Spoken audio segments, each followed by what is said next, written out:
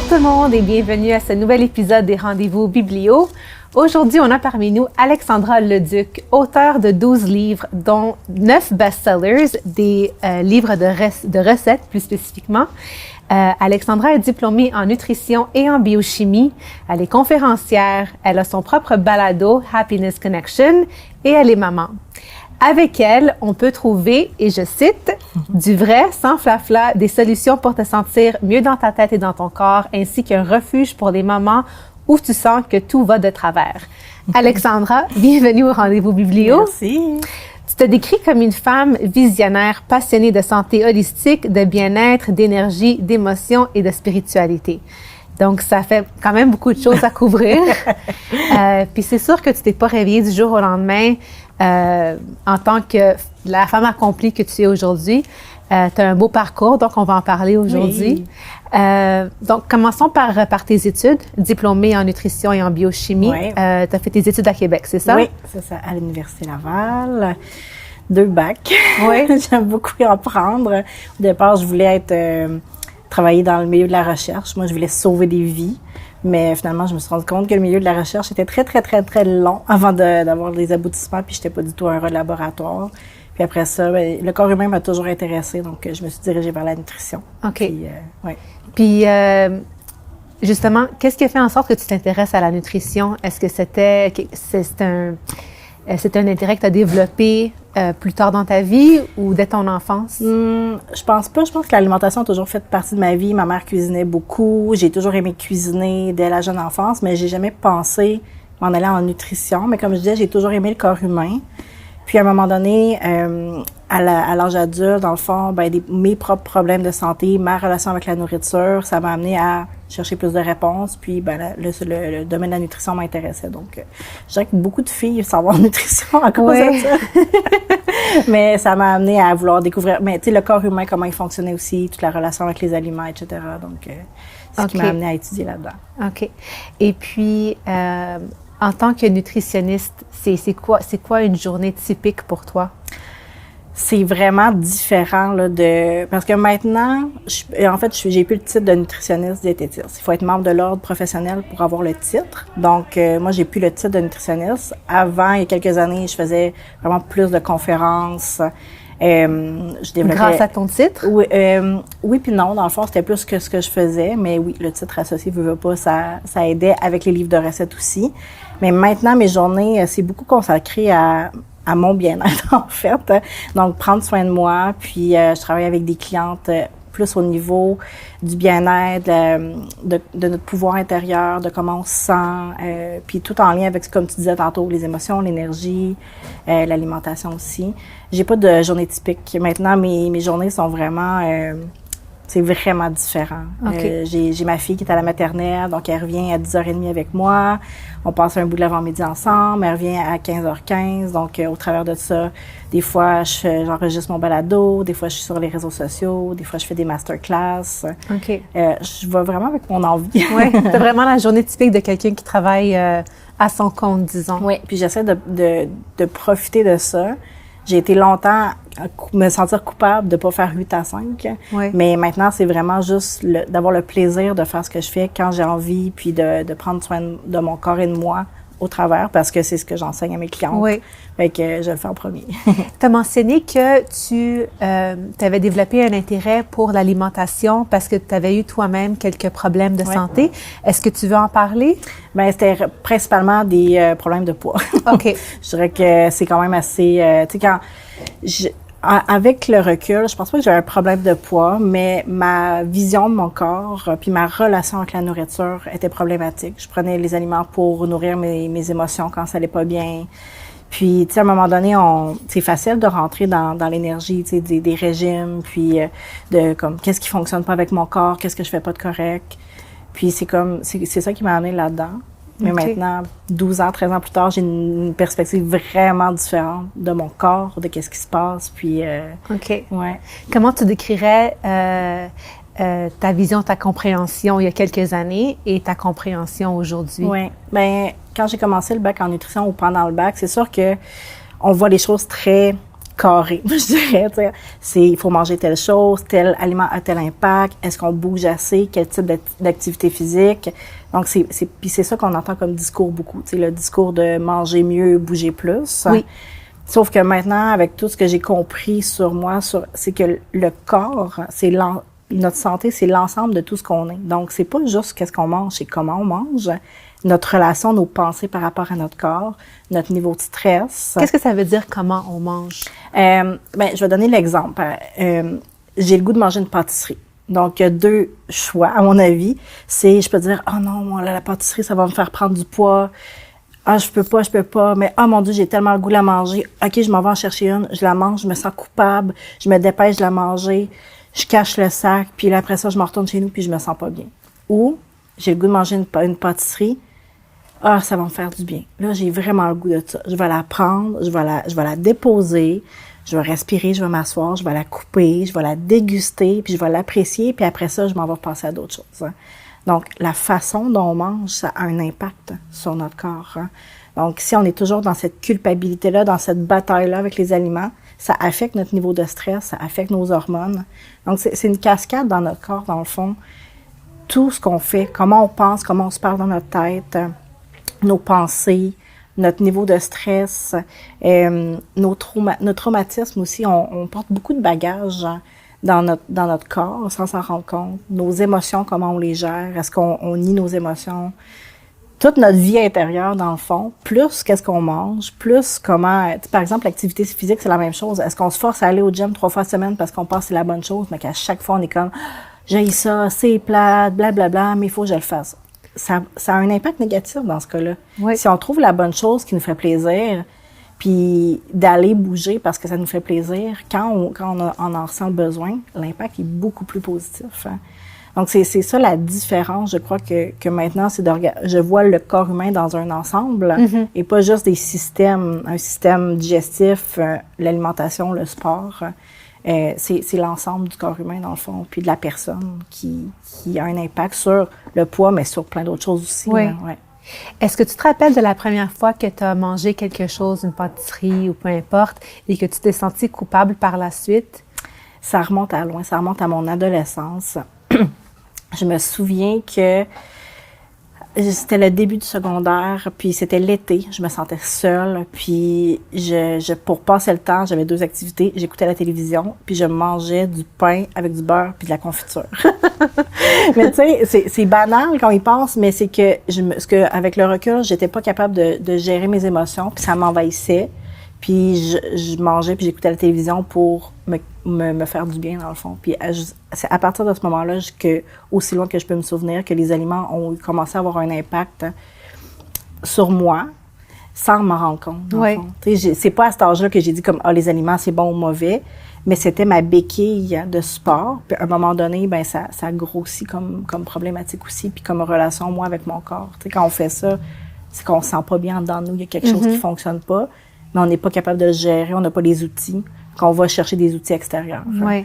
Puis, tu sais, pour moi, c'était les aliments, la télévision, mais il y a des tonnes d'addictions, là. Oui. Puis moi, je vois ça comme des addictions.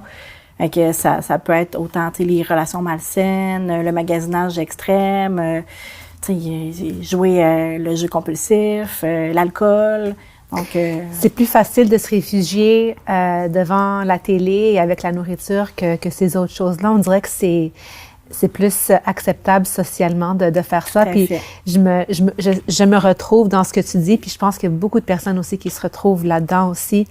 Moi, j'ai une mémoire, c'était l'été du secondaire 2, avant que je m'en aille au secondaire 3. Je regardais la télé, puis j'avais mangé un sandwich de crème glacée. Puis je débattais si je voulais aller m'en chercher un autre. Puis j'étais mince comme un cure-dent à ce temps-là, donc c'était pas une affaire de poids. Ouais. Mais je me rappelle avoir pensé, est-ce que c'est nécessaire? 2, il me semble que c'est beaucoup. J'avais 14 ans dans le temps. Puis je me rappelle d'avoir eu cette pensée que il y a quelque chose d'autre qui se passe ici, parce que il me semble que c'est un peu abusif aller en chercher un deuxième. Mais comme tu dis, oui, c'est sûr que derrière ces habitudes, il se cache quelque chose qu'on n'a peut-être pas nécessairement envie de faire face. Exact. Puis tu sais, ce qui arrive aussi on va dire, dans l'univers moderne, on cherche des solutions faciles. Ben, mettons, on parle de surpoids dans le cas ici. J'ai un surpoids, je vais faire un régime, ça va régler le problème. Mais ça règle pas le problème. On se sent encore mal en dedans de nous. Ça règle pas le problème si on a des traumatismes ou qu'on a vécu des choses puis qu'on n'a pas dealé avec, dans le fond.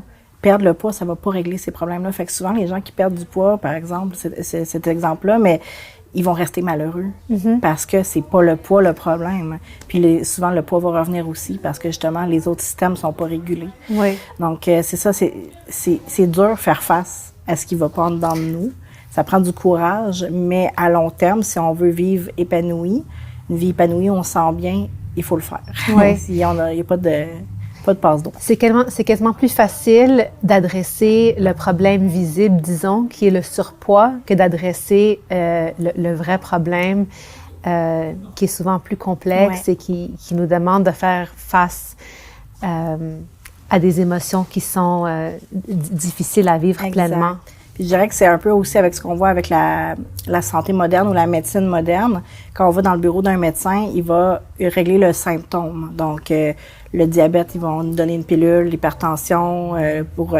tu sais, je me souviens, mon médecin qui arrête pas de me dire, si tu perdais du poids... Oui, mais tu peux pas être assis juste devant moi à me dire ça. Tu sais, si on peut pas... Il faut aller creuser.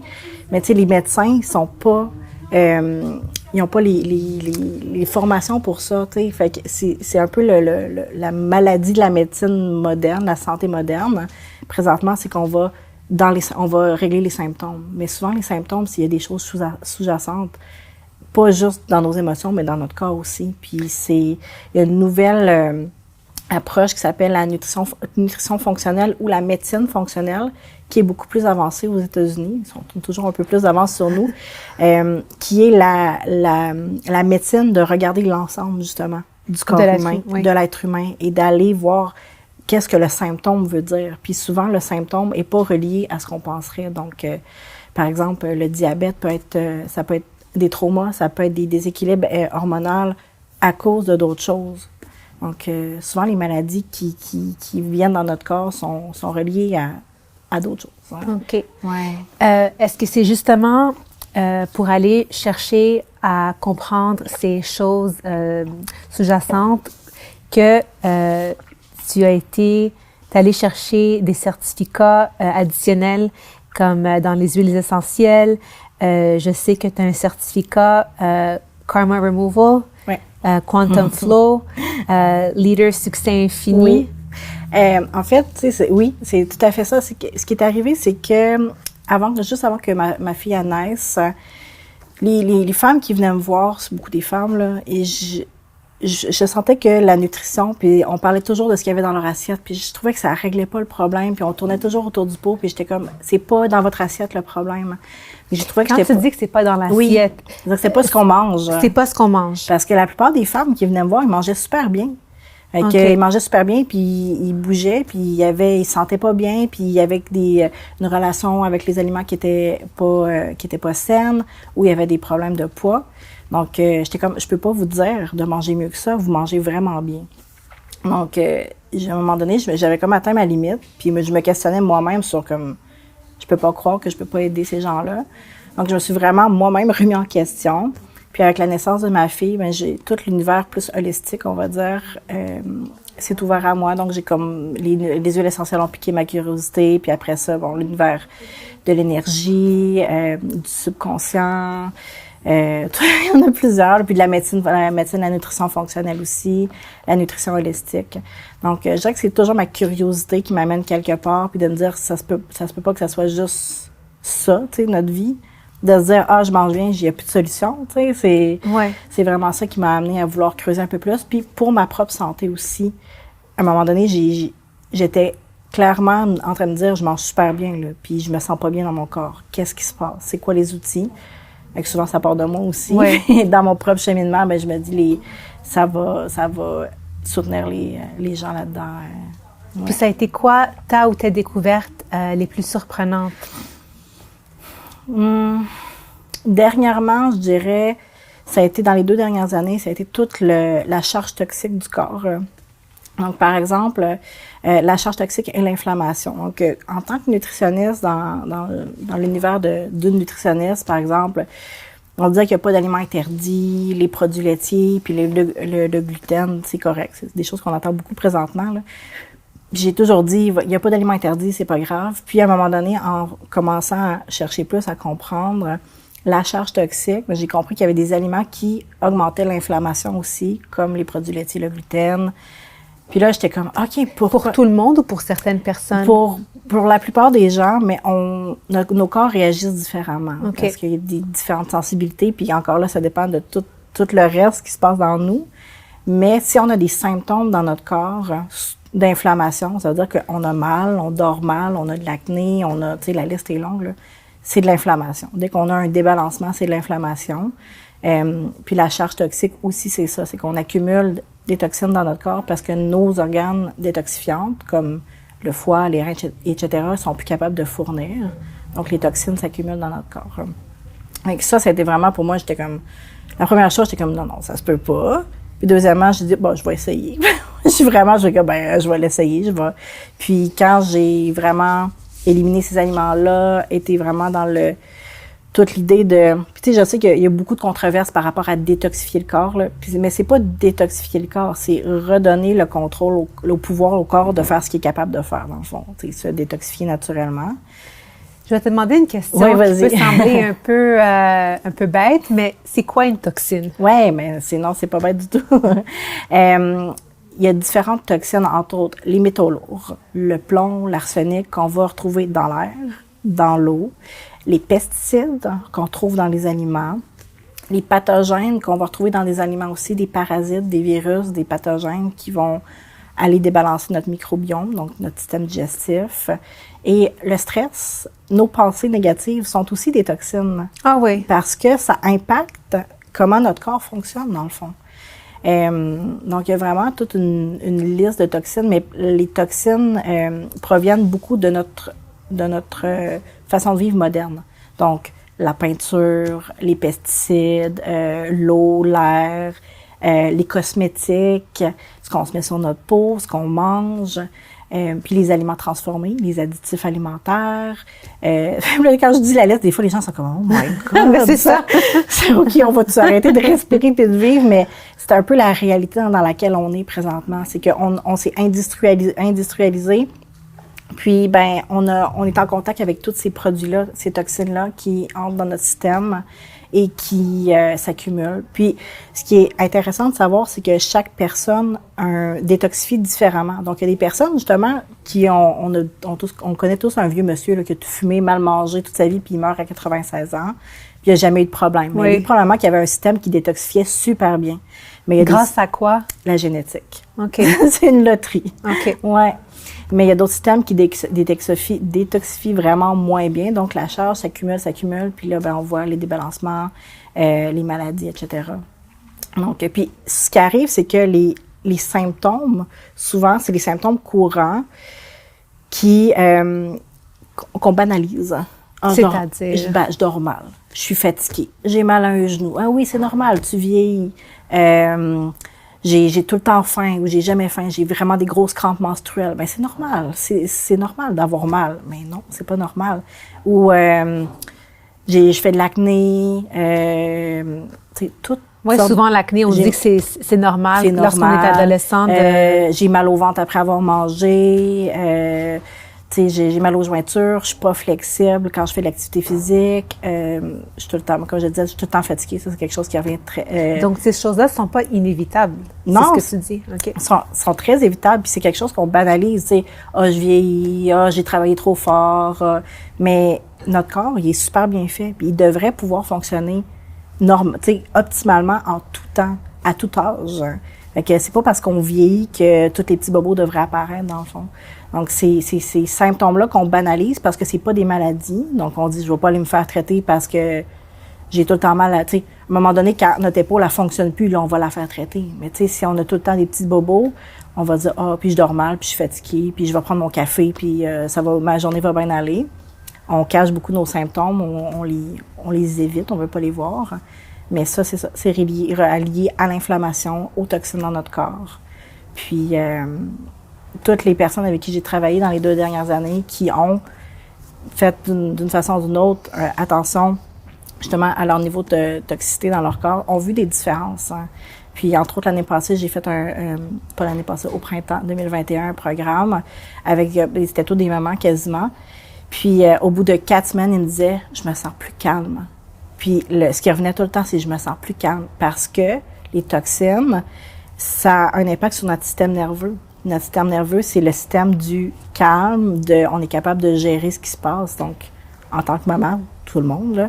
Mais tu sais, en tant que maman, notre système nerveux, notre propre système nerveux, il est calme, il est fort, il est capable de gérer, ben on est plus patiente, c'est plus agréable de vivre en famille. Hein. Donc, il y a toutes sortes d'effets positifs comme ça qui se passent avec toutes les personnes qui ont testé cette approche-là. OK. Ouais. Donc, une détox, ça consiste en quoi exactement? C'est vraiment d'aller retirer les aliments qui causent l'inflammation, premièrement. Tous les aliments qui causent l'inflammation. Donc, principalement le gluten, le produit laitier, le sucre raffiné, le soya, les huiles raffinées. Donc, c'est sûr que c'est un changement d'alimentation. Puis après ça, on va aller soutenir les organes détoxifiantes dans une séquence particulière pour que le corps puisse éliminer les toxines qui sont accumulées dans le corps, dans le fond. Okay. Puis redonner l'espace aux organes comme le foie, les reins, les poumons, de faire leur job, dans le fond. OK. Ouais. Puis est-ce que tu favorises une approche graduelle à l'élimination de ces toxines? Ou Ben, en fait, je dirais que ça dépend de la personne. Parce qu'il y en a qui aiment ça, se lancer à fond dans quelque chose. Moi, c'est tout ou rien. J'élimine tout. Puis il y en a que c'est... Pour moi, perso, ça a été graduel. Fait que je testais quelque chose. Puis ça dépend vraiment de la personne. Puis moi, j'accompagne les femmes dans où elles sont. Fait qu'il y en a qui m'ont dit, moi, mon café, tu me l'enlèveras pas. Je vais devenir maligne. Mais parfait. Hein, parce que le café aussi, c'est une forme de toxine? Oui, j'en ai pas parlé. Parce qu'en fait, le café, ce qui arrive... c'est temporaire. Après ça, on réintègre puis on voit comment notre corps réagit. Puis la chose aussi avec l'inflammation puis les toxines, c'est qu'on perd le contact avec ce que notre corps a besoin. Donc, chaque corps est différent, chaque personne est différente, mais on n'est plus capable d'entendre nos signaux. Donc, en faisant une élimination comme ça pendant 4 à 6 semaines, après ça, on peut réintégrer des aliments puis vraiment voir, OK, quand je bois du café, je me sens vraiment pas bien après, ou, tu sais, ça passe, c'est parfait, je garde mon café. OK. Mais oui, le café, parce que c'est un stimulant, puis il va venir dérégler le cycle des hormones. Donc, puis il cache la fatigue. Donc, quand on enlève le café, ça nous permet vraiment à notre corps de revenir dans son harmonie et après ça, de réguler les hormones. Okay. Tu vois, le café, on dirait que c'est quelque chose qui est indispensable pour la plupart du monde, moi inclus. Je m'imagine pas commencer ma journée sans café. Ouais.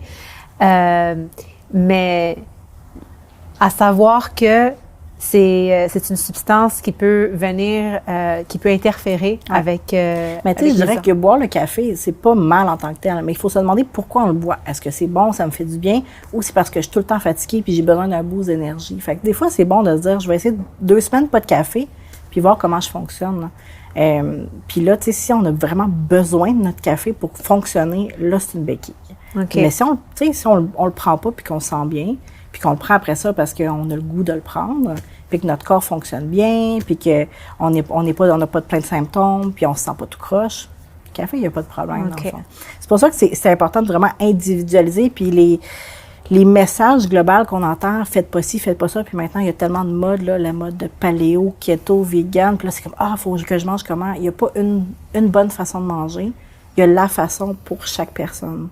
Fait qu'apprendre à connaître son corps. Puis moi, la façon que je fonctionne, c'est vraiment de permettre aux gens de libérer leur corps de toutes les toxines, puis de se réharmoniser. Puis après ça, on peut décider clairement qu'est-ce qui nous fait du bien. On le sent dans notre corps. Qu'est-ce qui nous fait pas bien? J'ai mal au ventre quand je mange du pain. OK, mais peut-être que le pain, à ce moment-là, on l'enlèverait pour un petit bout. On verra après, tu sais. Oui.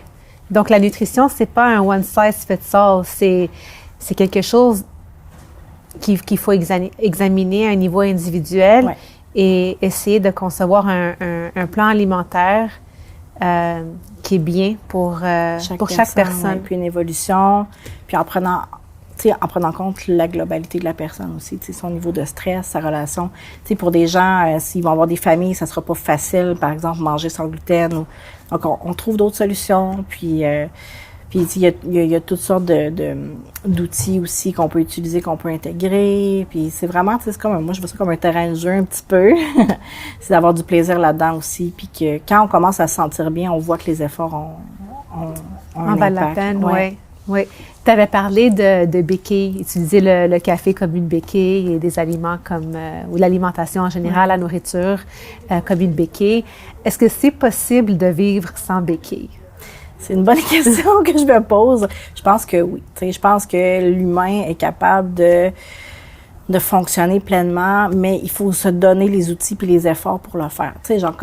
J'en connais plein de personnes autour de moi qui, sont en santé puis qui n'ont pas de béquille. Mon conjoint, je le regarde puis je suis comme, wow, t'as pas de béquille, t'es vraiment, puis c'est naturellement comme ça. Mais je crois que beaucoup dans notre société, c'est qu'on est déconnecté de nous-mêmes. Puis quand on est déconnecté de nous-mêmes, ben on se sent pas bien, puis on va vers des béquilles sans s'en rendre compte. On va chercher à l'extérieur, parce qu'on n'est pas capable de se fournir. Exact, c'est ça. Puis pour plein de raisons, parce que notre emploi ne nous convient pas, nos relations, parce qu'on est fatigué, ça roule trop vite, il y a trop d'activités. Puis avec le COVID, on a eu beaucoup de temps pour se poser des questions aussi, mais on prend pas toujours le temps de se poser cette question-là. Est-ce que je suis obligée de faire ça? Est-ce que je dois faire ça de cette façon-là? Est-ce que ça me convient? Est-ce qu'il y aurait une autre solution? Des fois, je parle avec mes clientes ou même des amis, puis je leur dis, moi, chez nous, on fait pas ça. Puis, comme pourquoi? Parce qu'on a décidé que ça nous convenait pas. On se rend pas compte qu'on a le choix puis qu'on a des options. D'aller aussi voir dans notre quotidien, dans notre vie, qu'est-ce qui nous convient pas, qu'est-ce qui peut être changé, d'avoir cette introspection-là, ça aide. Hein, parce que souvent, c'est ça, c'est qu'on se sent pas heureux. Donc, dans notre corps, on se sent pas bien. Quand on travaille sur l'ensemble, sur notre corps et sur notre environnement, là, on n'a plus besoin de béquilles à un moment donné. Puis, je crois que aussi la chose qui est très importante, c'est d'apprendre la gestion émotionnelle, donc l'intelligence émotionnelle. Puis ça, c'est quelque chose qu'on n'a pas appris, qu'on ne nous a pas montré, mais de pouvoir nommer nos émotions, de pouvoir les comprendre, de pouvoir les vivre sans en faire comme des énormes montagnes, de pouvoir les transformer rapidement, d'être capable d'utiliser ces émotions-là positivement aussi. Donc, c'est tout un apprentissage qui fait une immense différence aussi. Oui. J'ai parlé avec quelqu'un une fois qui m'a dit que manger, c'est une façon de ne pas vivre ses émotions. Est-ce que tu es d'accord avec ça? Mais encore une fois, ça dépend comment on mange. Hein. Mais oui. De se tourner vers la nourriture, justement, pour combler un vide ou pour éviter de ressentir certaines émotions plus négatives ou plus puis c'est qu'on les veut pas les ressentir. Donc, quand on mange des aliments, puis on s'entend souvent, on va pas manger une salade, là. Ça va être des aliments plus type plaisir. Donc, ces aliments-là, ils créent de la dopamine, de la sérotonine dans le corps. Donc, on se sent bien momentanément, oui. Mais je dirais que c'est un peu comme aller sur notre téléphone, tu sais, scroller sur les réseaux sociaux, ça nous donne la dopamine, la sérotonine. On s'en rend pas compte, mais c'est ça aussi. Fait que on se sent bien pendant un moment, mais ça règle pas le problème parce qu'on n'a pas fait face à ce qui se passe en dedans. Oui. Pourquoi je me sens comme ça? Il y a une raison. C'est quoi la raison? Puis si cette émotion-là, puis elle revient tout le temps, il y a quelque chose qui se passe que je devrais regarder dans ma vie. Mais si je vais tout le temps manger ou faire d'autres activités pour pas le voir, on règle pas le problème, dans le fond. Est-ce qu'il y a certains aliments qui peuvent produire justement de la sérotonine et de la dopamine, des aliments plus sains? Oui, il y a le chocolat, entre autres, mais on parle, mettons, chocolat noir qui va aider. Il y a le thé vert, vite de même, c'est à eux autres que je pense. Okay. Mais, puis ça pourrait être, par exemple, des fois, c'est juste notre vision de l'aliment, mais par exemple, un dessert fait maison, avec du chocolat, avec, un muffin maison, par exemple, ou c'est juste un aliment qui va être réconfortant, qui va nous faire du bien, qu'on va se faire nous-mêmes. À ce moment-là, oui, c'est encore mieux que si on allait acheter quelque chose, par exemple. Fait que des fois, c'est pas nécessairement d'être quelque chose de compliqué, c'est qu'est-ce qui me ferait du bien que je peux faire chez moi, par exemple. Okay. Puis même si, admettons que ça serait un gâteau, mais si on le fait chez nous, c'est déjà moins pire que... Puis, tu sais, il y a un chemin aussi, tu sais, c'est pas de dire d'arrêter du jour au lendemain de faire ça. Il y a un processus de compréhension, puis d'acceptation aussi de ce comportement-là. Fait que des fois, pendant un bout, on peut manger un aliment qui nous fait plaisir, mais c'est d'être conscient qu'on le fait pour ça. Puis c'est drôle parce que des fois, je suis comme, j'ai vraiment le goût, tu sais, admettons, il s'est passé quelque chose, je suis comme, j'ai vraiment le goût d'un beigne. Puis là, mon chum, il dit, tu veux manger tes émotions. Je suis comme, ouais. Tu sais, comme, mais oui, consciemment, je vais y aller. Est-ce qu'on peut se donner ce droit-là? Ça me tente de manger mes émotions aujourd'hui. Oui, en fait, oui. Fait que je pense que oui, tu sais, c'est la façon, d'après moi, c'est la façon saine. Parce que, tu sais, oui, on peut vivre sans béquille, mais on a toujours besoin d'un petit coup de pouce. Fait que des fois, ça se peut que ça soit l'aliment cette fois-là. Je pense plus qu'on se le donne, pour moi en tout cas, plus je me donne le droit, moins j'ai envie de le faire, dans le fond. Fait qu'à un moment donné, c'est juste comme, j'ai une émotion, ça a passé. Regardons, j'ai même pas eu besoin de manger cette fois-ci. Fait que c'est pour ça que c'est un processus, un apprentissage de connaissance de soi, de libération de la culpabilité. Puis c'est pas facile parce qu'on a tellement de messages dans la société contradictoires. Faut pas manger ci, faut pas manger ça c'est santé. Mais d'un autre côté, on est bombardé de trucs, de barres de chocolat partout, puis de chips, puis là, c'est l'Halloween. Fait que, tu sais... Puis moi, avec ma fille qui a 5 ans, on est dans ça présentement. Tu sais, maman, pourquoi mes autres amis mangent des bonbons tout le temps? Puis, fait que, c'est pas facile à faire comprendre que les aliments ont un impact sur nous, mais qu'il y a des bons, des moins bons, mais pas tout le temps, mais que c'est vraiment un travail de force intérieure aussi à venir bâtir. Puis c'est de pas être dans notre tête de dire faut pas que je mange ça, faut que je mange ça, mais c'est d'être rendu à dire comme j'ai pas envie, j'ai plus envie, j'ai d'autres outils pour mais c'est un processus. Est-ce que selon toi, les gens veulent se débarrasser de cette béquille ou apprendre à ne plus en avoir besoin parce qu'ils reconnaissent que c'est une béquille ou parce que ils ne veulent pas payer le prix le prix qui est le surpoids? Ouais. Ben, en fait, je dirais, c'est pas tout le monde qui va avoir un surpoids d'avoir cette béquille-là. Fait que c'est aussi ça une façon de voir les choses parce que on peut avoir un surpoids sans manger nos émotions, on peut manger nos émotions sans avoir de surpoids. Fait que c'est pas nécessairement tout lié. Mais je pense que souvent, pourquoi on veut se défaire de cette béquille-là, puis c'est la même chose pour toutes les béquilles, comme je disais tantôt, l'alcool, le magasinage, le sport extrême, c'est parce qu'on se sent pas bien dans nous. Fait que ça va être la première chose, moi, je pense que les gens, ils vont vouloir. Mais c'est sûr que comme société, le surpoids, on le voit pas comme une bonne chose. Ma réflexion par rapport à ça, c'est d'apprendre à aimer notre corps avant. Quand on est dans le processus d'aimer son corps, de comprendre ce qui se passe. Là, après ça, c'est pas nécessairement une question de est-ce que je veux perdre du poids ou pas, c'est est-ce que je me sens bien dans mon corps, qu'est-ce qui se passe, est-ce que mon corps il est équilibré présentement. Puis quand on est dans le processus, souvent c'est même pas un processus de perte de poids, c'est un processus de se réguler justement et le poids est un symptôme dans le fond de ce qu'on vit. Donc le corps va revenir à un poids d'équilibre et s'il faut lâcher prise sur nous, c'est quoi? Ça ressemble à quoi? Puis c'est quoi le poids? Puis c'est là que la relation d'amour aussi envers soi va être... tu sais, qu'on dit, si je me sens bien, peu importe à quoi ressemble mon corps, puis je l'aime, quand je vais atteindre mon poids d'équilibre, je vais être... Tu sais, c'est pas je vais être heureuse quand je vais atteindre mon poids d'équilibre, c'est je suis heureuse avant d'atteindre mon poids d'équilibre. Oui. Donc, c'est quand même une question qui est assez complexe. Mais je pense que souvent, oui, les gens vont dire, ils vont faire le lien. Je mange mes émotions, ça me fait prendre du poids. Mais souvent, c'est pas juste ça. T'sais, c'est souvent c'est la relation avec notre corps qui fait qu'on mange nos émotions. Mais c'est aussi comment on se sent quand on mange. C'est tout ça qui a un impact. OK. Ouais. Donc là, moi, je suis à la maison. Je me mets à la place des gens qui sont à la maison. Puis je me dis, OK, j'écoute ce que tu as à dire, Alexandra, puis je me reconnais là-dedans. Je mange mes émotions, je me sens pas équilibrée, je sais qu'il y a quelque chose qui va pas bien. C'est quoi la prochaine étape? Oui. C'est d'aller chercher de l'aide. Ouais. Parce que, tu sais, il y a tellement d'informations puis il y a tellement de choses à faire. Moi, j'accompagne les gens, comme je disais, dans un programme. Puis justement, au début novembre, on en repart un qui s'appelle Catalyst. Je l'ai appelé comme ça parce que c'est la petite étincelle qui va faire qu'on va se libérer puis on va se sentir mieux. Puis c'est la première étape justement au niveau de l'alimentation puis de la libération du corps des toxines.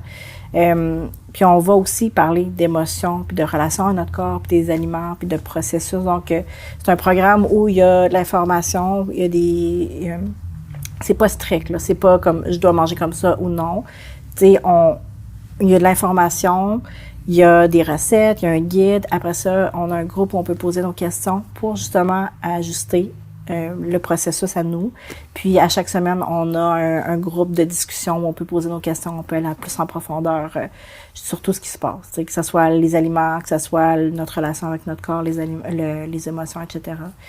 Donc c'est vraiment un programme, moi c'est vraiment mon programme de base pour permettre aux gens de se libérer d'un certain poids, mais tu sais, pas poids physique, pas poids, tu sais, mais poids des toxines au niveau du système nerveux.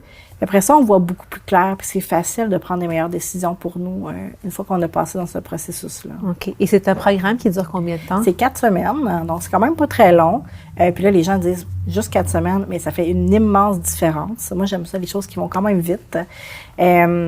Puis il y a des participantes la dernière fois, ils ont dit, j'en reviens pas qu'avoir fait juste ces petits changements-là dans ma vie, ça a fait un tellement gros impact sur mon corps. Donc, des fois, ça n'a pas besoin d'être des gros changements non plus. Des fois, ça fait peur aux gens. Donc, mais c'est 4 semaines. Puis, il y a une option d'avoir 6 semaines au total avec du coaching 1 à 1 avec moi aussi. Donc, pour aller plus en détail, des gens des fois qui ont plus de questions. Des fois, on a des problématiques qui sont plus complexes ou qu'on veut pas discuter devant les autres aussi. Donc, à ce moment-là, il y a cette option-là aussi d'avoir plus de coaching avec moi. Donc, combien de participants habituellement? J'ai pas de limite. OK. La dernière fois, on était 10, mais j'ai pas de limite pour l'instant. Fait que les portes sont ouvertes à tous ceux qui veulent. Puis c'est le format est fait que justement, on a de la place pour les gens. Donc, c'est ouvert. OK. Et c'est un programme qui coûte combien? Pour l'instant, jusqu'au 1er novembre, là, tu me dis, il est, je veux pas dire n'importe quoi. Ah, je m'en souviens pas, incessamment. Okay. Parce que j'ai 2 prix. OK. Mais allez voir sur mon site web. OK, c'est alexandraleduc.com. Oui, le programme s'appelle Catalyst. OK. Puis, allez voir les prix, dans le fond, jusqu'au 1er novembre. Il y a le prix pré-vente, puis après ça, il y a le prix normal. Je me souviens pas. J'ai autour de 300-400 pour le prix, oui. OK. Et puis, les gens ils ont jusqu'au 1er novembre pour s'inscrire? Non, ça va être jusqu'à la semaine d'après, donc au 7. Puis même encore, là, s'ils veulent s'inscrire après, j'accepte les gens quand ils sont prêts, mais on débute, dans le fond, là, les appels de groupe la semaine du 7. OK. Ouais. Puis je sais que tu offres d'autres programmes aussi, comme Sereine et Magique, Coffre-fort ultime et des masterclass énergisantes. Peux-tu me parler de ces autres programmes-là? Oui. Sereine et Magique, c'est mon programme où on va aller justement rebalancer le système nerveux puis libérer le corps des émotions par le mouvement puis la respiration. Donc ça, c'est 2 outils très puissants. Notre respiration, les poumons, c'est un organe détoxifiant. Donc quand on apprend à bien respirer, puis souvent on respire pas très bien, ça libère notre corps. Puis en médecine chinoise aussi, il y a toute l'histoire des méridiens. Dans notre corps, là, on a des émotions cristallisées. Fait que, on va faire un exercice, je vais vous le montrer. OK. Juste en bas du sternum, on a un petit trou. Si on masse, puis si c'est douloureux, ben c'est qu'il y a une concentration d'énergie, donc c'est des émotions. Puis on peut juste aller masser à cet endroit-là, puis respirer. Ah, ça ouais. aide, mais on a ça partout dans notre corps. Donc, Sereine et Magique, c'est vraiment... puis moi, c'est une façon de bouger que moi, c'est ma façon de bouger. C'est une certification que j'ai faite qui s'appelle Quantum Flow. Mais moi, maintenant, je m'entraîne plus. Je fais ça parce que on travaille au niveau musculaire, on travaille au niveau cardio, on travaille au niveau de tous nos systèmes. C'est vraiment une méthode qui est révolutionnaire, dans le fond. OK. Donc, dans ce programme-là, à chaque semaine, il y a une séance à faire, dans le fond, chez soi. Puis on suit la séance que moi j'ai faite, puis on s'amuse là-dedans. Donc c'est une séance qui demande plus que d'aller respirer. On bouge. On bouge le corps. Mais il y a du mouvement. C'est à peu près 15 à 20 minutes. C'est très accessible. Okay. C'est vraiment pas, c'est pas comme du yoga là, où on va des fois avoir la tête en l'air, en bas, ou c'est des mouvements. C'est vraiment, vraiment. Puis on écoute notre corps, puis toujours dans l'écoute de soi. C'est vraiment, moi j'adore ça. C'est vraiment le fun. Mais veux-tu nous le montrer, cet exercice? Oui, mais c'est tout simple dans le fond. C'est vraiment juste en bas du sternum. On a une petite cavité creuse. Puis si on creuse, on pèse, c'est sûr qu'on va trouver une place où ça fait mal. Puis si t'en as pas, c'est que ça veut dire que t'es bien, bien régulé dans tes émotions. Ouais. Ben j'ai pas mal, je sens juste la pression. C'est la pression, mais c'est un petit inconfort, on va dire. Oui. Ouais, c'est ça. On peut juste masser dans le sens des aiguilles du montre. Puis on fait des grandes respirations. Ici, c'est le plexus solaire. C'est une des places où on a plus d'émotions coincées.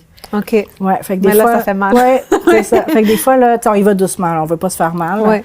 Fait que juste faire ça, là, tous les jours, ça aide le corps à se libérer parce que tout ce qu'on ressent pas dans notre corps, ça s'accumule ça quelque part. s'accumule, ouais. Puis en anglais, on dit émotion, c'est energy in motion, donc l'énergie qui bouge.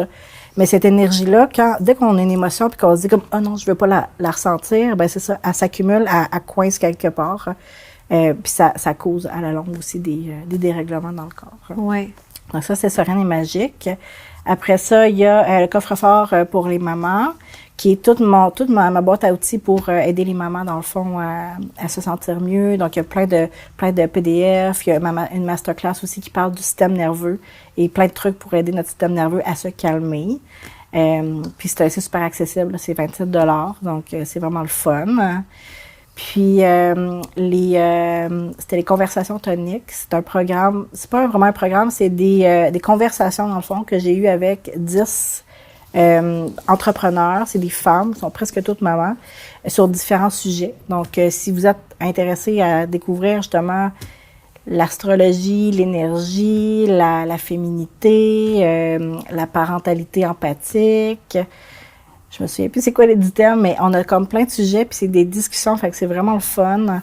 Puis on les écoute tout simplement à notre rythme une fois qu'on a eu accès à tout le programme. Est-ce que tu trouves qu'il y a un intérêt plus prononcé envers ces choses-là aujourd'hui? On dirait qu'on n'en entendait pas vraiment parler il y a quelques années. Ouais. Puis que maintenant... Dans ma génération, en tout cas, j'en vois beaucoup les femmes, les mamans. Je pense qu'on est à la recherche aussi d'autres outils qui vont être plus près de nos valeurs ou qui vont permettre d'avoir d'autres perspectives. Puis tu sais, c'est des outils ça fait des milliers d'années que ça existe, là, tu sais, la médecine chinoise, l'astrologie.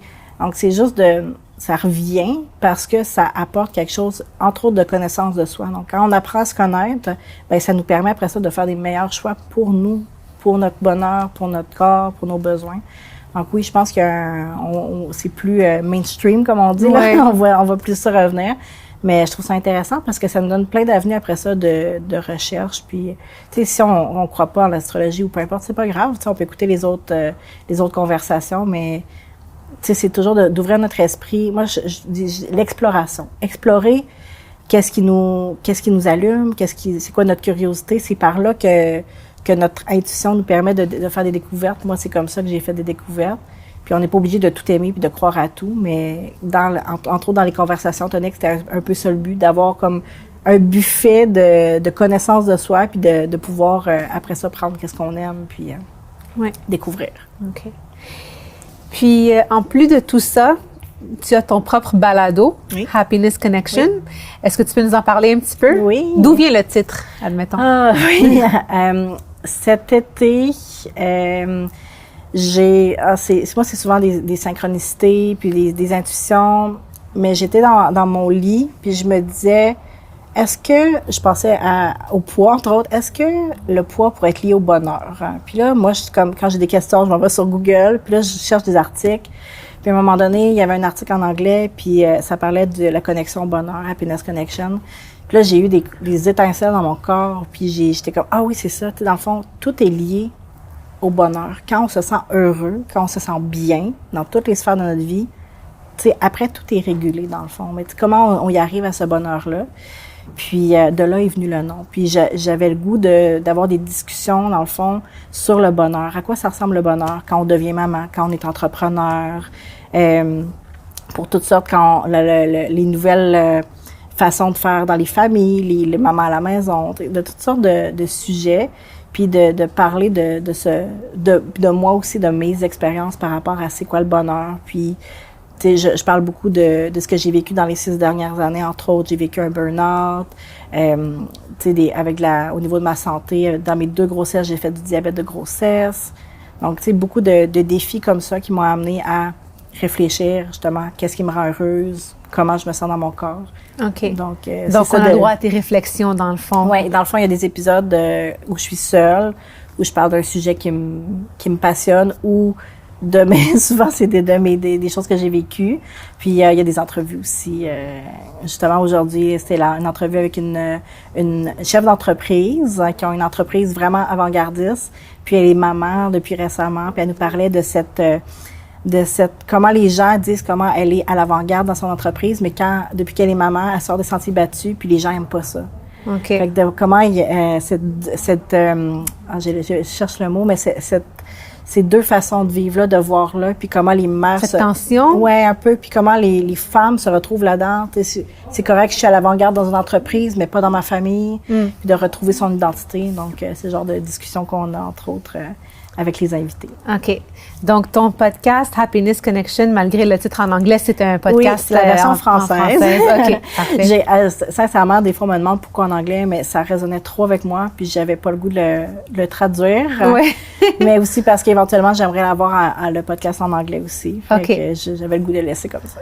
OK, mais il est en français, le balado. Et on peut trouver ton balado sur toutes les plateformes. YouTube, pas YouTube, pardon, iTunes, Spotify, tous les lecteurs de balado. OK, parfait.